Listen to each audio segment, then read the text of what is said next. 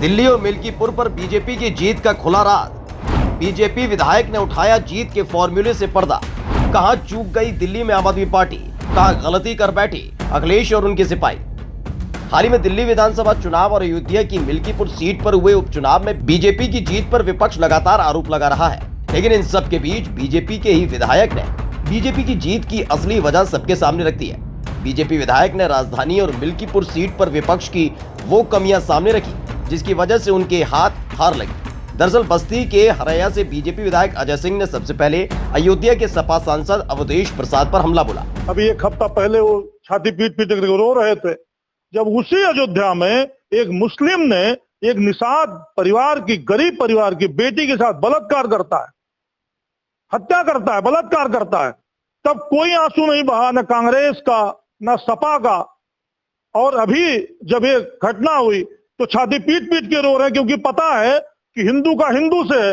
अरे एक प्रकरण में बहराइच का प्रकरण ले लीजिए, मुरादाबाद का प्रकरण ले लीजिए, जहां हिंदू का हिंदू होगा इनकी सांप सूंघ जाता है, इनकी आवाज बंद हो जाती है, और जहां कहीं हिंदू मुसलमान की बात आती है उससे शांत हो जाएंगे, हिंदू हिंदू पकड़ आएगा तो ये तुरंत उठाने का प्रयास करते हैं, उसको रोने पीटने का फर्जी। तो इनका मानसिक संतुलन खो गया है, खत्म है। बीजेपी विधायक अजय सिंह के मुताबिक अवधेश प्रसाद का मानसिक संतुलन बिगड़ गया है। यही नहीं, हाल ही में सामने आए अवधेश प्रसाद के एक वीडियो पर भी बीजेपी विधायक अजय सिंह ने तंज कसा।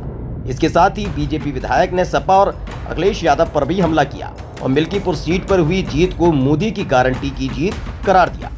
एक तरफा चुनाव मिल्कीपुर में 61,800-700 वोटों से भारतीय जनता पार्टी ने बढ़त बनाई। अयोध्या के लोगों ने स्वीकार किया है कि उनसे गलती हो गई है।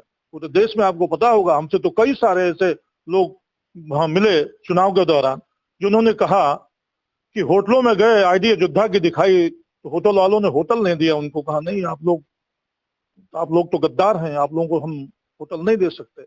गाड़ियों में पता लगने के बाद, देश की बात बता रहा हूं आपको मैं, तो लोगों ने पता लग गया अब अयोध्या का नहीं, आप लोगों ने भगवान राम के साथ गद्दारी की है, मैं आपको अपनी गाड़ी में नहीं बैठाऊंगा। मैं चुनाव प्रचार में गया था घाटकोपर में, हम लोग जहां जाते थे वहां पर एक स्वर से मैं अयोध्या के किनारे का हूँ, अयोध्या का हूँ, भगवान राम की पुत्रेष्ट की भूमि से मैं हूँ। लोग इतना ज्यादा आदर, इतना ज्यादा सत्कार लोग करते थे, लेकिन उस आदर सत्कार में कमी आई। लेकिन फिर देश की जनता ने, अयोध्या की जनता ने भूल को सुधार किया और जितने वोट से 5 विधानसभा आ रहे थे, 55,000 वोट से, उससे 7,000 वोट से ज्यादा एक विधानसभा जीते। तो कल्पना करिए कि उनके अंदर कितना वेदना थी और कितना ज्यादा वो उत्साहित थे कि कितना जल्दी मैं अपनी भूल को सुधार करके वो पूरे देश को बताऊं कि भगवान राम कण कण में व्याप्त हैं, भगवान राम पूरी दुनिया के आधार हैं, भगवान राम इस भारत और पूरी दुनिया में फैले हुए सनातनियों के लिए वो कितना बड़े आदर्श हैं। अयोध्या लोकसभा सीट पर बीजेपी की हार और मिल्कीपुर में हुई बीजेपी की जीत को सपा से जनता के उठते भरोसे का संकेत बताया। बीजेपी विधायक अजय सिंह के मुताबिक ये जीत 1951 में हुई जीत से भी बड़ी है, जो ये बताती है कि जनता तुष्टीकरण में कतई भरोसा नहीं रखती। यही नहीं, अवधेश प्रसाद को अहंकारी बताते हुए जल्द से जल्द इस्तीफा देने की सलाह भी बीजेपी विधायक ने दे डाली। उन्होंने ये भी तो कहा उनको इस्तीफा दे देना चाहिए। अयोध्या का राजा सिर्फ राजा राम है, अयोध्या का राजा केवल राजा राम है, राम कण कण में है, राम मोक्ष का कारण है, राम जीते भी राम, अंतिम यात्रा में भी राम। अवधेश प्रसाद जैसे लोग ये निश्चित रूप से ये पागल होंगे, इनका मानसिक संतुलन खो गया है। हाल ही में अखिलेश यादव ने महाकुंभ को लेकर सरकार पर बद इंतजामी का आरोप लगाए थे, जिस पर उल्टा बीजेपी विधायक अजय सिंह ने अखिलेश यादव को घेर लिया। अजय सिंह ने अखिलेश यादव पर हिंदुओं की भावना से खिलवाड़ करने का आरोप लगाया और परिणाम भुगतने की चेतावनी दी। कुंभ फ्लॉप होने वाली चीज है क्या? ये कोई मेला लगा हुआ है क्या? कोई महोत्सव आयोजित किया गया है क्या?